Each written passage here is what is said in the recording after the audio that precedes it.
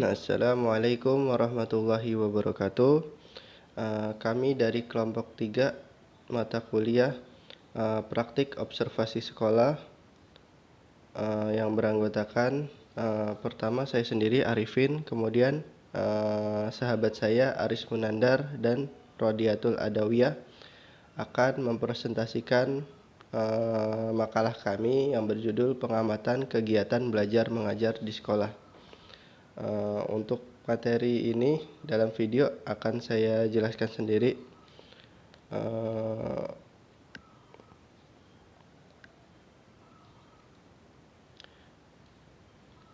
Dalam pembelajaran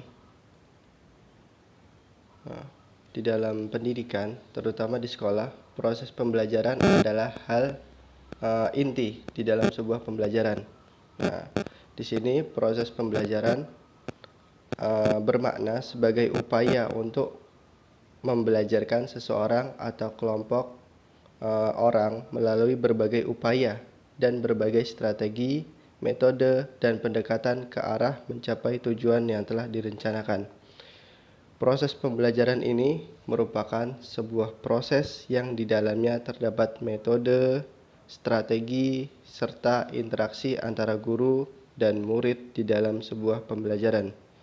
Nah, apa saja sih yang harus ada pada proses pembelajaran? Yang pertama adalah pendidikan.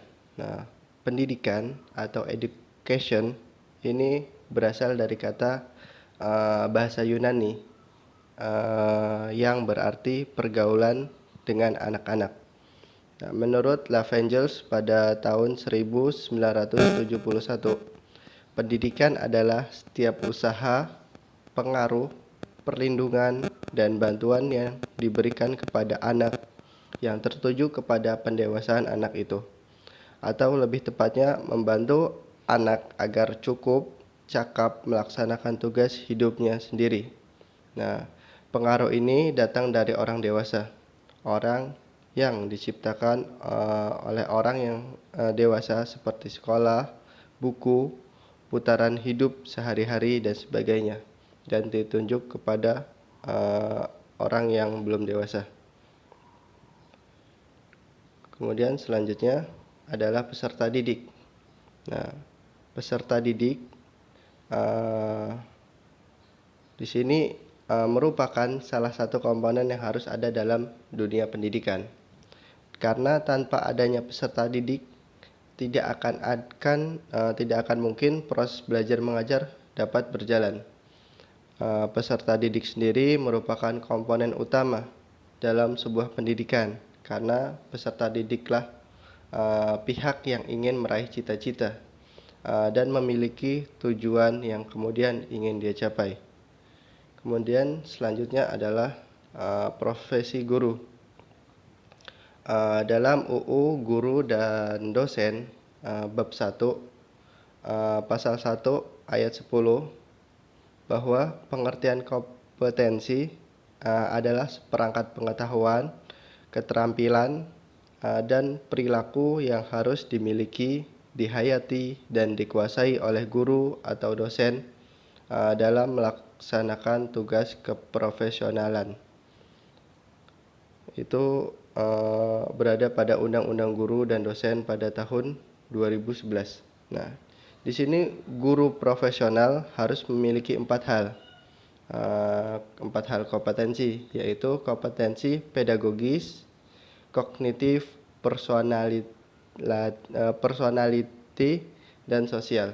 Oleh karena itu, selain terampil mengajar, seorang guru juga harus memiliki pengetahuan yang luas, bijak, dan dapat bersosialisasi dengan baik, sebagaimana disebutkan dalam UU nomor 14 tahun 2005 tentang guru dan dosen. Maka guru harus memiliki bakat, minat, panggilan jiwa, dan idealisme. Kemudian selanjutnya adalah peran guru dalam proses pembelajaran. Nah, proses pembelajaran ini merupakan inti dari proses pendidikan formal di sekolah, yang di dalamnya terjadi interaksi antara berbagai komponen pembelajaran, yaitu guru dan murid tadi. Nah, pada awal proses pembelajaran, peran guru bisa lebih aktif.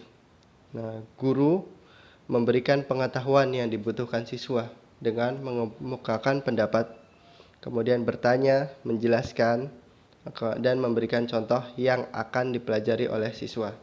Selanjutnya, guru memberi kesempatan siswanya untuk aktif berpartisipasi secara nyata, menerapkan apa yang telah dipelajari dari guru dengan bertanya, berpendapat, mengerjakan tugas, berlatih, dan mencoba soal-soal yang diberikan. Ketika siswa aktif, peran guru berubah menjadi lebih pasif. Jadi siswanya lebih aktif nih dan cenderung mengawasi dan membimbing siswa tersebut. Kemudian selanjutnya adalah peran guru dalam proses pembelajaran yang dapat membangkitkan aktivitas siswa, setidak-tidaknya menjalankan tugas utamanya. Nah, tugas utama dari guru ialah yang pertama adalah merencanakan pembelajaran. Perencanaan yang dibuat merupakan antisipasi dan perkiraan tentang apa yang akan dilakukan dalam pembelajaran. Kemudian yang kedua adalah melaksanakan pembelajaran. Nah, di sini guru sepatutnya bisa menyesuaikan dalam berbagai situasi yang dihadapi, sehingga dapat menyesuaikan pola tingkah laku dalam belajar mengajar. Nah, di sini dalam melaksanakan pembelajarannya ada faktor-faktor yang mempengaruhi berhasil tidaknya suatu pembelajaran, yaitu dari faktor guru, faktor siswa, faktor kurikulum, dan faktor lingkungan. Kemudian yang ketiga, mengevaluasi pembelajaran. Dalam suatu komponen mengukur derajat keberhasilan pencapaian tujuan dan keefektifan proses pembelajaran yang dilaksanakan. Nah, harus ada evaluasi dari pembelajaran itu sendiri. Kemudian yang keempat, memberikan umpan balik. Nah, di sini umpan balik ini fungsinya ialah untuk membantu siswa memelihara minat dan antusias siswa dalam melaksanakan tugas belajar. Kemudian selanjutnya adalah pendekatan proses pembelajaran. Nah, jadi sekolah merupakan tempat dan kesempatan belajar untuk belajar. Nah, di sini sebagai pendekatan, guru dapat menggunakan berbagai metode pembelajaran, teknik dan pendekatan pembelajaran untuk mendapatkan hasil belajar yang optimal. Guru perlu mempertimbangkan model atau metode pembelajaran yang sesuai dengan kompetensi yang dikembangkan. Guru juga harus membuat perencanaan pembelajaran, penilaian, alokasi waktu, jenis penugasan, dan batas akhir tugas.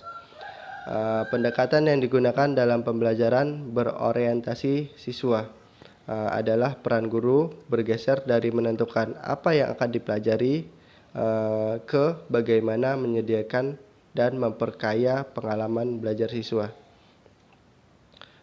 Baik, mungkin itu saja yang dapat kami sampaikan mengenai materi pengamatan kegiatan pembelajaran mengajar di sekolah. Apabila dari teman-teman ada yang ingin bertanya, bisa ditanyakan pada presentasi pada hari Jumat 15 April jam 9 sampai 10.30 di ruang Meet. Dan apabila ada teman-teman lain yang menonton video ini ingin bertanya, bisa melalui kolom komentar. Terima kasih dari kami, dari kelompok 3. Apabila ada salah, kami mohon maaf, dan kepada Allah kami mohon ampun. Wassalamualaikum warahmatullahi wabarakatuh.